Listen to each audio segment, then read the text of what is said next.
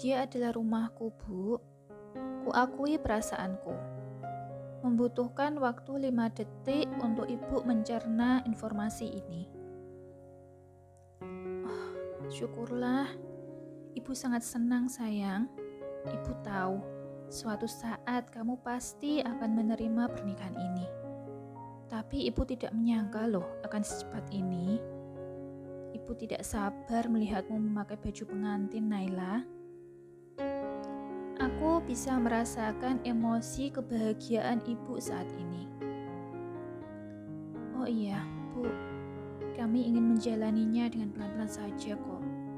Dan juga aku ingin menyelesaikan masalah Dewi dulu. Ibu juga baru tahu kemarin loh, Nay, kalau Dewi juga pernah suka dengan suamimu. Apa? Aku bertanya karena panik. Padahal sebenarnya aku telah mengetahuinya. Tapi Henry bilang padaku kalau mereka hanya teman biasa, yang artinya dia tidak tahu tentang perasaan Dewi selama ini. Bila aku tidak eksis di dalam hidupnya, pasti sudah ada gambaran keluarga bahagia mereka saat ini. Bu, menurut Ibu, apa aku menjadi orang ketiga di antara mereka? Hus, tidak sayang.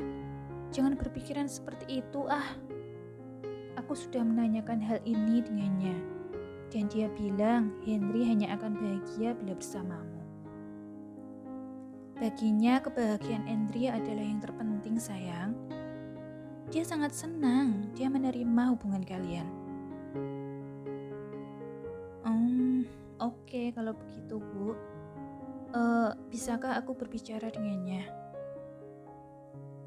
Dia tidak di rumah sekarang.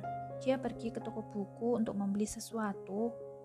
Kelihatannya untuk proyek yang diberikan Henry padanya. Hah? Lalu Ibu membiarkannya sendiri? Dia kan baru di sini, Bu. Tenang, Naila. Ada sopir yang mengantarnya kok, sayang. Oke? Sebentar lagi dia juga pasti pulang. Ya, seperti itulah percakapan kami di telepon. Berbaring di tempat tidur, aku memandang ke langit-langit. Apa aku harus memberitahunya? Tahu aku diamkan saja. Ini adalah tentang Dito. Baru 1 jam yang lalu, ia menelepon dan memaki-maki diriku. Dia tahu kalau aku bersama Henry. Lalu ia menjadi... Tentang apa, Naila? Henry bertanya dengan ekspresi serius. Secepatnya aku duduk kembali dan membenarkan baju tidurku. Aku lupa kalau aku sudah memakai baju tidur. Dan ini adalah di rumah Henry, bukan di rumahku sendiri. Oh, bagus, Naila, bagus. Dia masuk ke dalam dan duduk di sebelahku. Tidak apa-apa kok. Ia semakin mendekatkan tubuhnya dan memegang pipiku.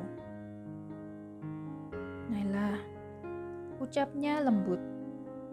Air mata tidak tertahankan. Ada apa, sayang? Ia mulai terlihat khawatir. Dengan tangannya ia mengusap air mata yang mulai menetes di pipiku. Aku tertunduk di dadanya. Ternyata itu bukan kecelakaan, tapi dia yang berusaha. Aku bisa merasakan tubuhnya sedikit terhentak setelah mendengar ucapanku. Mundur sedikit, aku menatap wajahnya. Ekspresinya serius saat ini. Siapa orang itu, Naila? Suaranya terdengar keras. Seketika aku merinding.